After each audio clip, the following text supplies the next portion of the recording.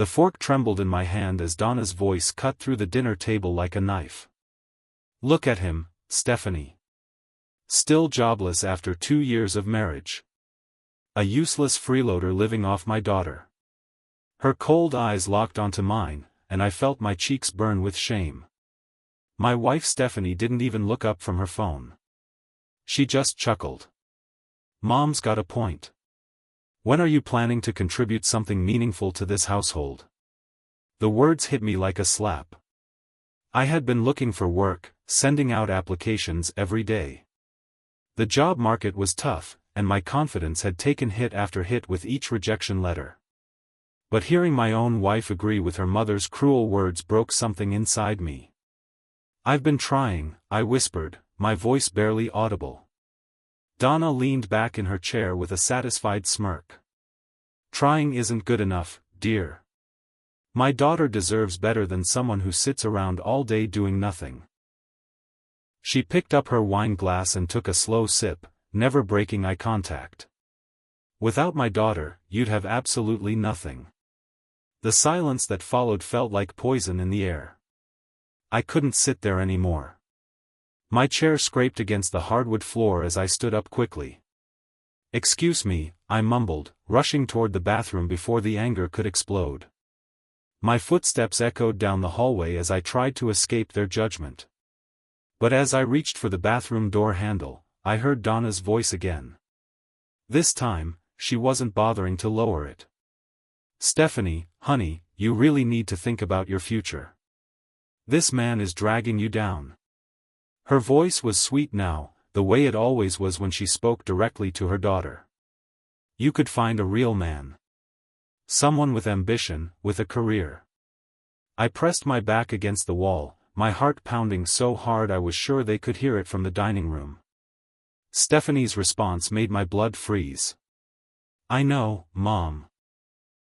I've been thinking the same thing lately. The bathroom door suddenly felt miles away.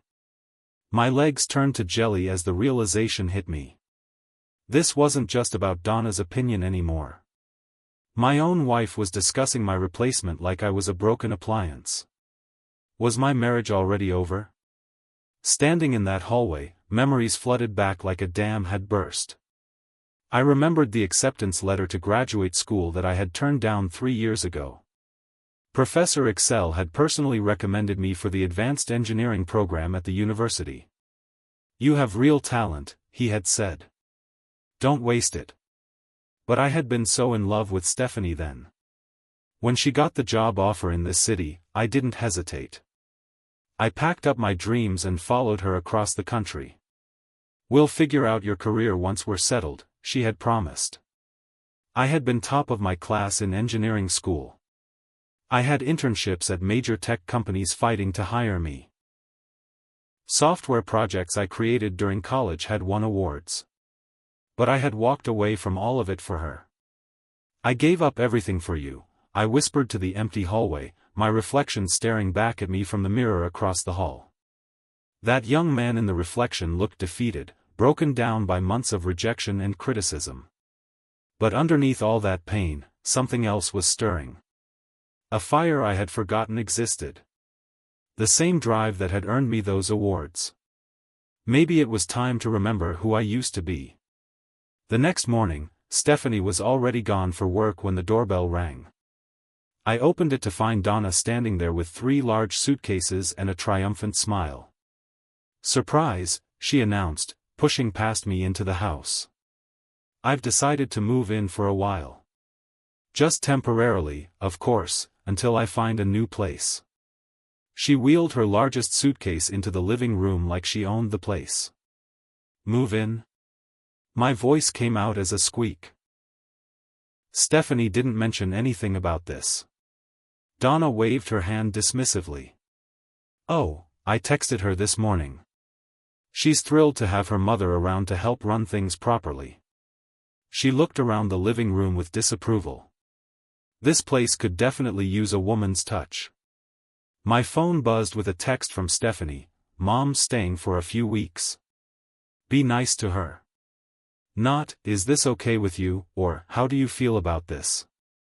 Just a command to be nice to the woman who had spent last night suggesting she should divorce me. I watched as Donna continued bringing in boxes from a taxi outside.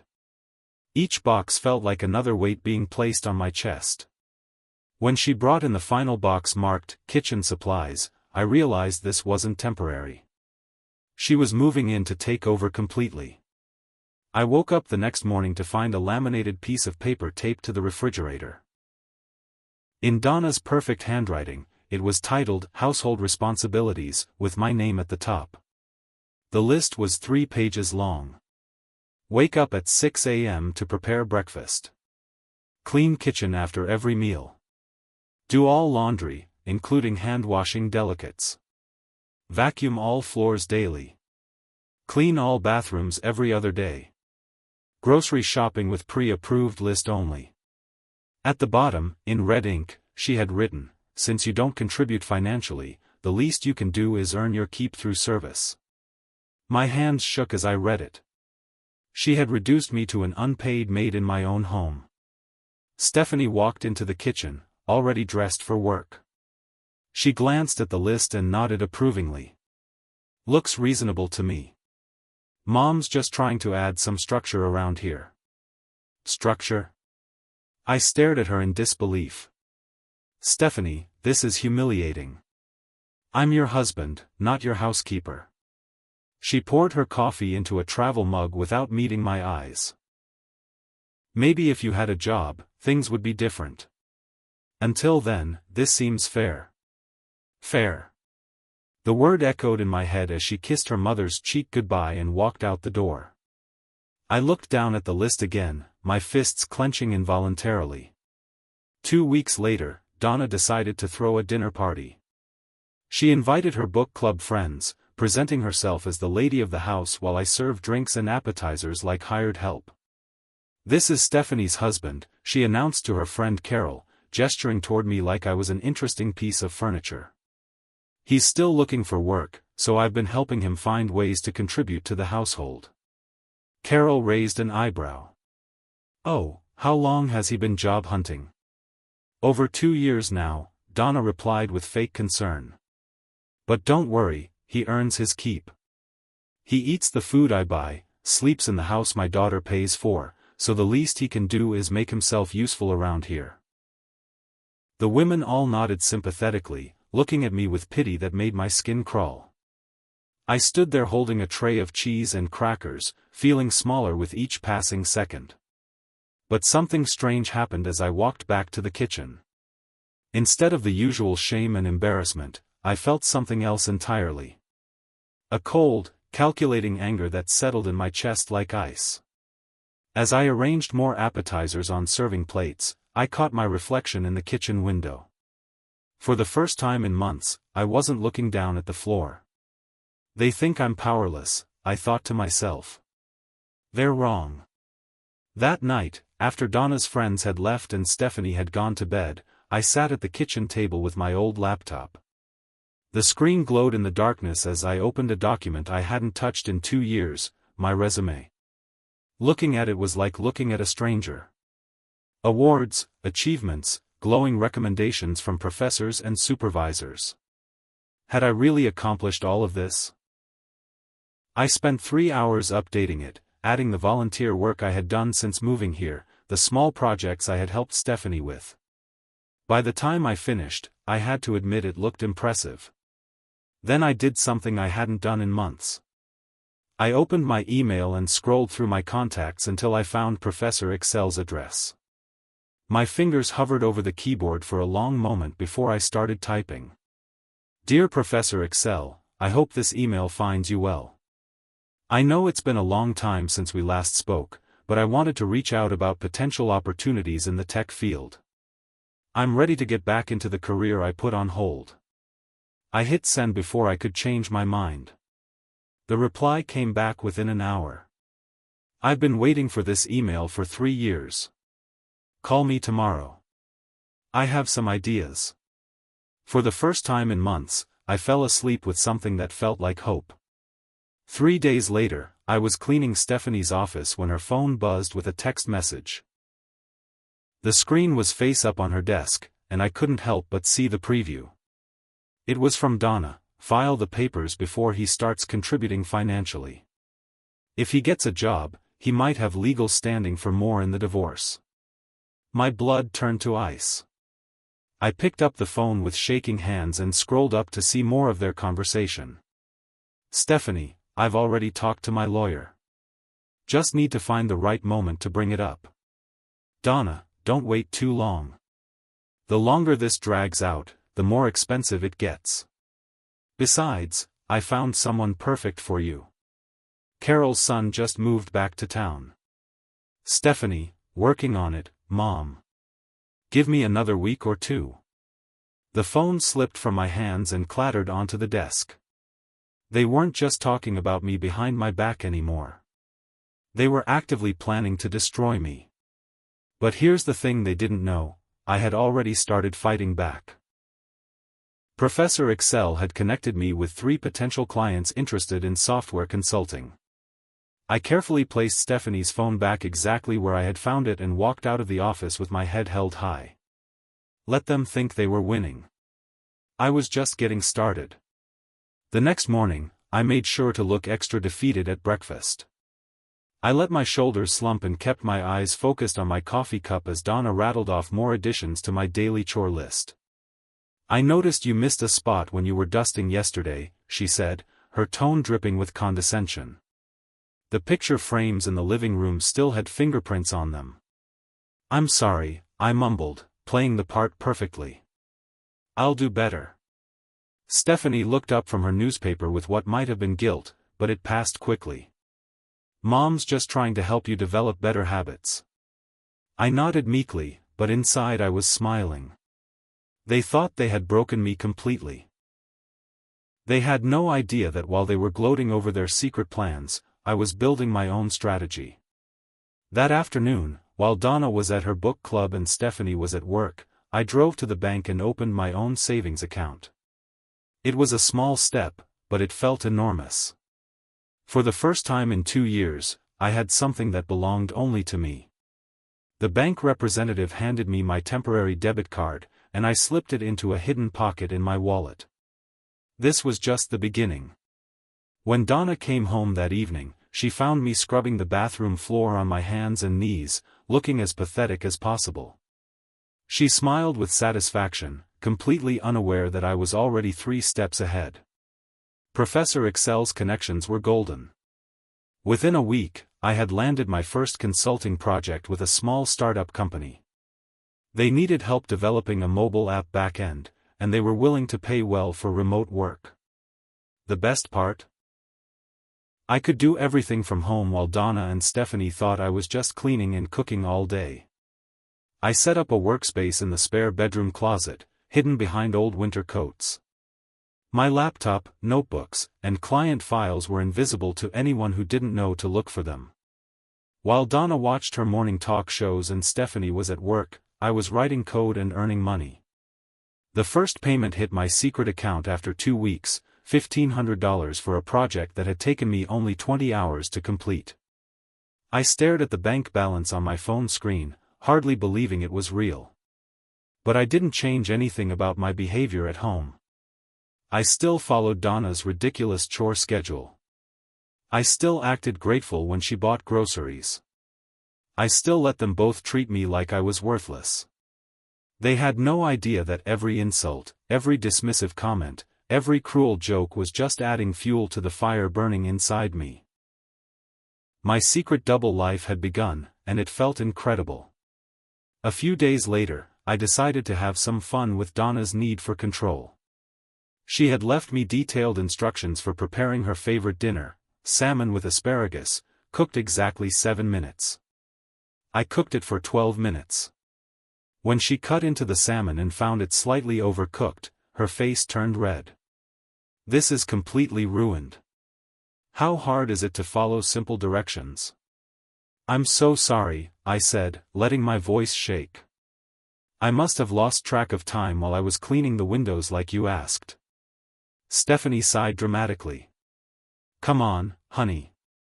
Mom spent good money on this salmon." The next day, Donna left specific instructions for washing her delicate blouses. I accidentally mixed in a red sock with the white load. Her favorite cream-colored blouse came out with a lovely pink tint. "This is sabotage," she shrieked, holding up the ruined shirt. "I don't understand how that happened," I said, my eyes wide with fake innocence. "I followed the instructions exactly." Stephanie took her mother's side again, of course, but I caught her looking at me strangely. Maybe she was starting to wonder if I was really as helpless as I appeared. I just smiled sweetly and offered to rewash everything, knowing full well the damage was permanent. Donna was losing control, and she knew it. While organizing Donna's room one day, another item on my endless chore list, I made some interesting discoveries. Hidden in her jewelry box were items I hadn't expected: vintage diamond earrings, a gold necklace that looked antique, and a small velvet pouch containing what appeared to be valuable coins. But the real treasure was in her nightstand drawer: investment documents, property deeds, and bank statements showing accounts with substantial balances. Donna wasn't just a retired woman living on Social Security. I carefully photographed everything with my phone, making sure to get clear images of account numbers and document details. If she was hiding assets while playing the poor, struggling mother-in-law card, that information might be useful someday. The investment portfolio alone was worth over $300,000. The property deeds showed she owned 2 rental properties that generated monthly income. Yet she constantly complained about money and made Stephanie feel guilty. I put everything back exactly where I had found it and finished cleaning her room as if nothing had happened. But now I knew the truth. Donna wasn't a victim of circumstances. She was a manipulator who had been playing games with money and emotions for years. And manipulators hate being outsmarted. The following week, I was dusting the living room when Stephanie and Donna started talking in the kitchen, apparently forgetting how sound traveled in the house. "The realtor thinks we can get at least $400,000 for this place," Stephanie was saying. "With the market being so hot right now, it should sell quickly." "Perfect," Donna replied. "And once he's served with the papers and moved out, you'll have a fresh start. No baggage, no financial drain." "I feel a little guilty about the timing," Stephanie admitted. "He's been trying harder lately with the housework and everything." Donna's laugh was cold. "Darling, that's just desperation. He knows something's wrong. But it's too late now. By the time he realizes what's happening, all the arrangements will be final." I continued dusting the same picture frame over and over, my hands moving automatically while my mind raced. They were planning to sell our house and kick me out with nothing. But here's what they didn't know: I had been doing my research too. Our state was a community property state. Even if Stephanie's name was the only one on the mortgage, I had legal rights to half of everything we had acquired during our marriage. Including the house they were so excited about selling. I finished dusting and walked upstairs with a smile on my face. The call came on a Tuesday afternoon. I was in my secret closet office, working on a database optimization project, when my phone rang with a number I didn't recognize. "Hello, this is Carlos from Tech Forward Solutions. We received your application and portfolio from Professor Excel. We'd like to offer you a position as senior software engineer. The starting salary is $85,000 annually." I had to sit down. $85,000. More than Stephanie made at her current job. "We know it's sudden, but we need someone to start immediately. A major client just signed with us, and Professor Excel recommended you specifically for this account." I accepted on the spot. That evening, while Donna complained about the temperature of her soup and Stephanie scrolled through her phone ignoring both of us, I quietly packed my important documents into a small suitcase. Birth certificate, social security card, passport, college transcripts, professional references. I also made copies of our marriage certificate, joint tax returns, and the mortgage paperwork. If they wanted to play legal games, I'd be ready. The suitcase went into the trunk of my car, along with a few changes of clothes and my laptop. I was still playing the part of the defeated house husband, but I was secretly preparing for war. Donna decided to throw another dinner party the following Saturday. This time, she invited even more people from her social circle, obviously planning another public humiliation session with me as the main entertainment. "Everyone, I want you to meet my son-in-law," she announced as I served appetizers. "He's been such a tremendous help around the house. Really found his calling in domestic work." The guest smiled politely while I stood there in an apron, holding a tray of canapés like a hired server. But something was different this time. Instead of looking down at the floor, I met each person's eyes directly. When Mr. Brown from down the street made a sympathetic comment about how hard it must be to find work, I just smiled calmly. "Actually, things are looking up," I said quietly. "Sometimes the best opportunities come when you least expect them." Donna's expression flickered with uncertainty.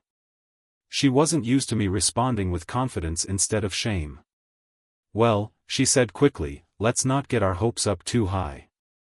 Disappointment can be so hard to handle." But I could see it in her eyes. She was starting to worry that something had changed, even though she couldn't put her finger on what. I continued serving dinner with that same calm smile, and I noticed several guests watching me with new interest. Monday morning, I told Donna and Stephanie I had a doctor's appointment and would be gone for a few hours. Instead, I drove to the law office of Theodore and Associates, the firm Professor Excel had recommended. Ms. Theodore was a sharp-dressed woman in her 50s with kind eyes and a no-nonsense attitude. She listened carefully as I explained my situation. "You were smart to document everything," she said, reviewing the Ph. Aim is on the mortgage, she has sole ownership of the house. But under state law, any property acquired during the marriage is considered marital property. You're entitled to half of its current value. She pulled up property records on her computer.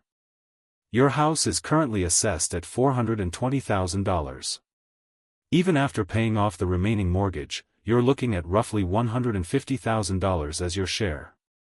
What about the timeline? I asked. They're planning to file for divorce soon and sell the house. Ms. Theodore smiled. Let them file. We'll be ready with a counter-petition that includes a restraining order preventing them from selling any marital assets without court approval. I walked out of that office feeling 10 feet tall. That evening, instead of serving dinner with downcast eyes, I sat down at the table with Stephanie and Donna and pulled out my phone. "Honey," I said sweetly to Stephanie, "I think we need to talk about something." I opened the screenshot of her text conversation with her mother and placed the phone on the table between us. Stephanie's face went white as she read her own words. "File the papers before he starts contributing financially." "Where did you get this?" she whispered.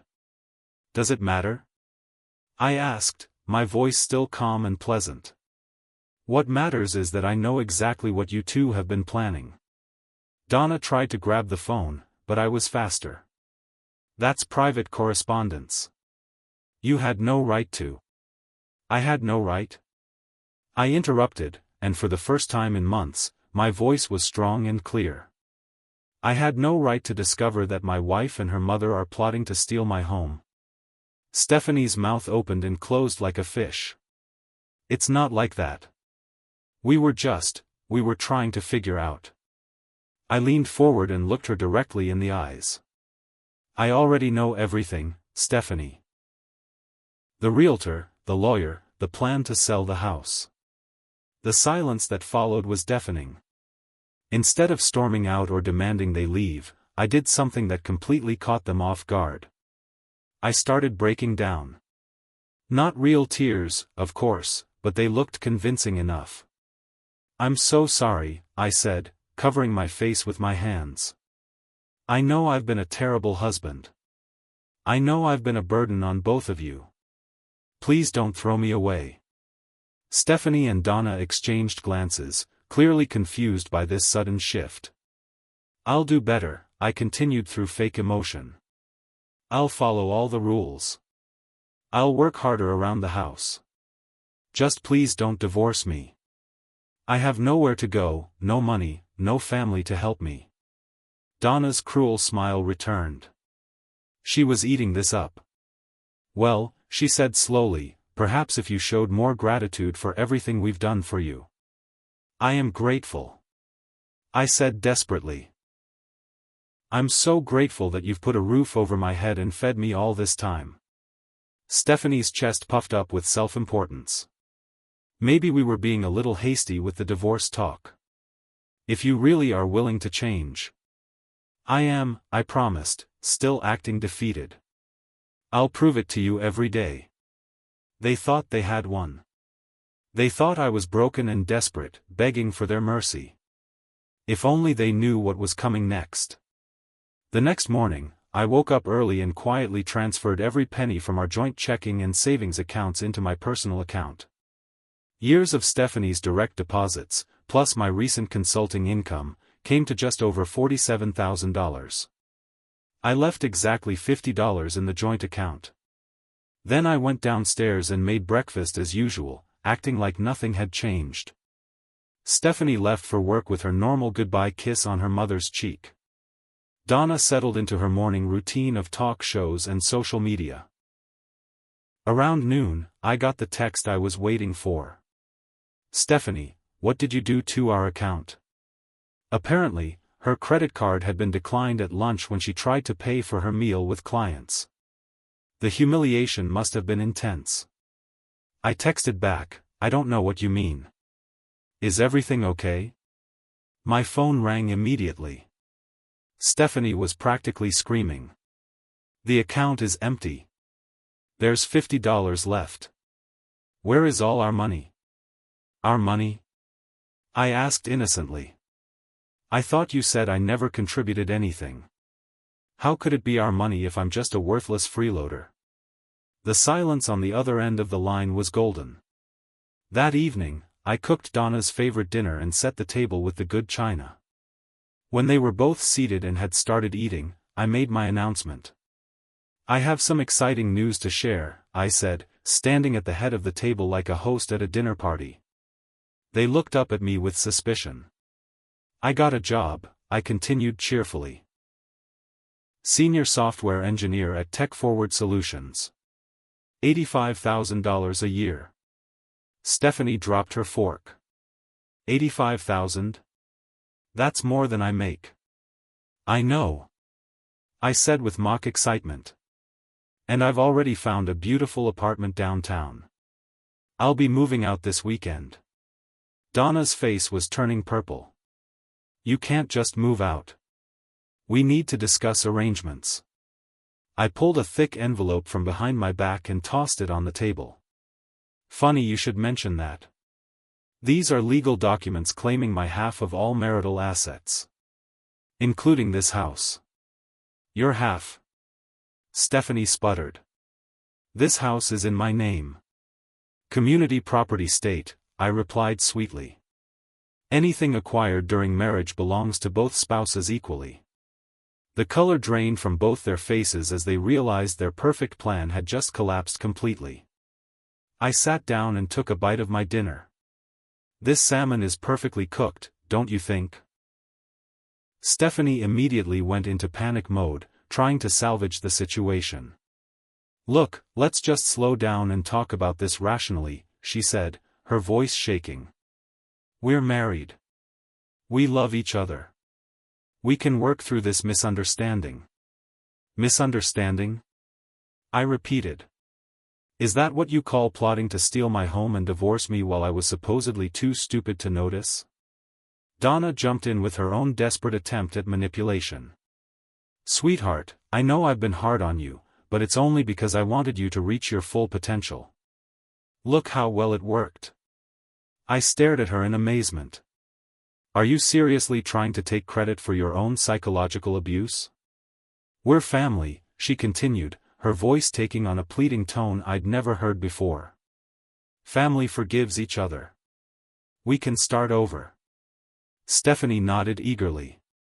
Mom's right. We've all made mistakes. But we're stronger together. I set down my wine glass and looked at both of them carefully. Family doesn't destroy each other for money. Family doesn't mock and humiliate each other. But we can change, Stephanie insisted. Give us another chance.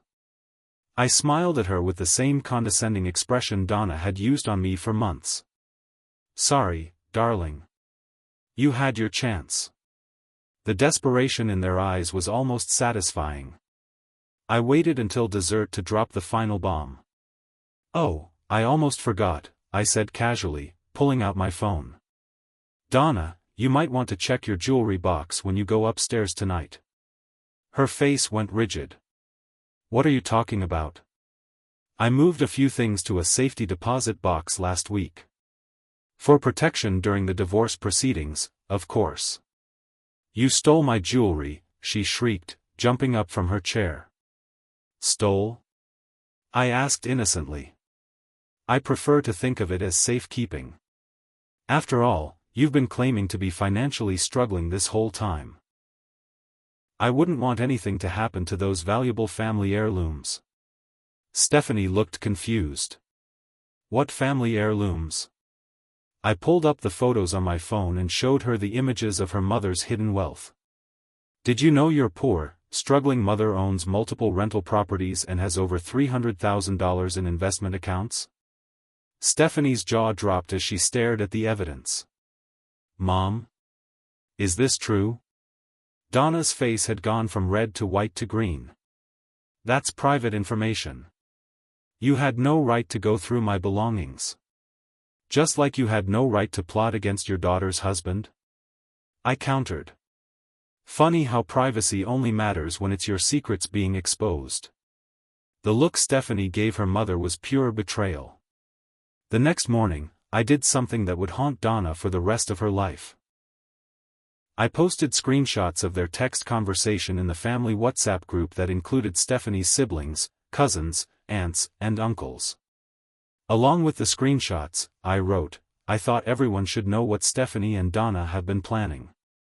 After 2 years of emotional abuse, they were going to divorce me and steal my home while I was too stupid to fight back. Donna has been hiding substantial wealth while playing the victim. My phone started buzzing immediately. Stephanie's sister called her within minutes. Her brother sent angry texts demanding an explanation. Her aunt posted in the group chat, Donna, I'm absolutely disgusted. How could you treat family this way? Uncle Davis wrote, Stephanie, your father would be ashamed of what you've become. Cousin Beth, I can't believe you two planned something so cruel and calculated. By noon, Donna was crying hysterically as family members called to express their disappointment.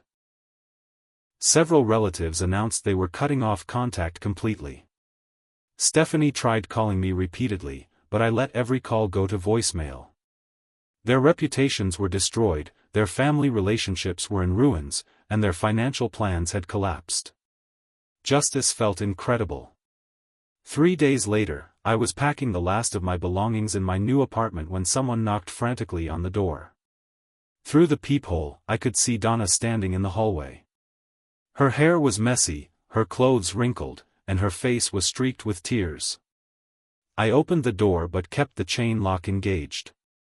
Please, she sobbed through the crack. Please, you have to stop this. The whole family has turned against us. Stephanie's sister won't return her calls.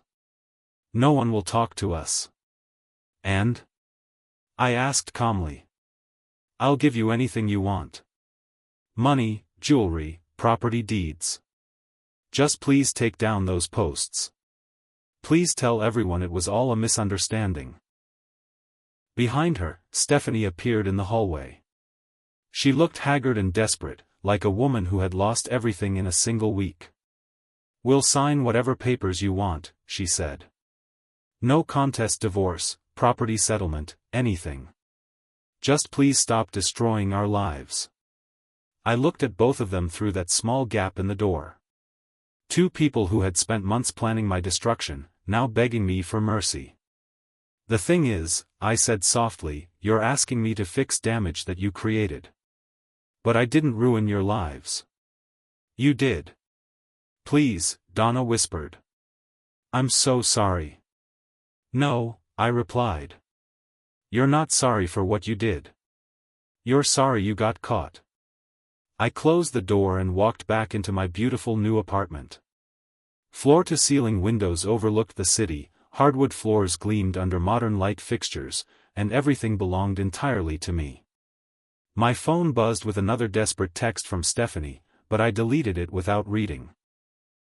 They continued knocking for another 10 minutes before finally giving up and leaving. Later that evening, I poured myself a glass of wine and stood by my window, watching the city lights twinkle below. Professor Excel had called earlier to congratulate me on my first month's performance. My bank account was healthy, my career was thriving, and I was finally free from people who had tried to convince me I was worthless. The irony wasn't lost on me. Donna had mocked me for being jobless, called me a useless freeloader, and treated me like I'd never amount to anything. Now she was the one begging in hallways, abandoned by her family, watching her daughter's life fall apart because of her own greed and cruelty. I raised my wine glass toward the city lights in a silent toast. To second chances, to self-respect, and to the beautiful life that begins when you finally stop letting other people define your worth. As for Stephanie and Donna, they had gotten exactly what they deserved. A front row seat to watch everything they valued slip away. Sometimes justice isn't about revenge. Sometimes it's just about refusing to be a victim anymore. And that refusal had set me free.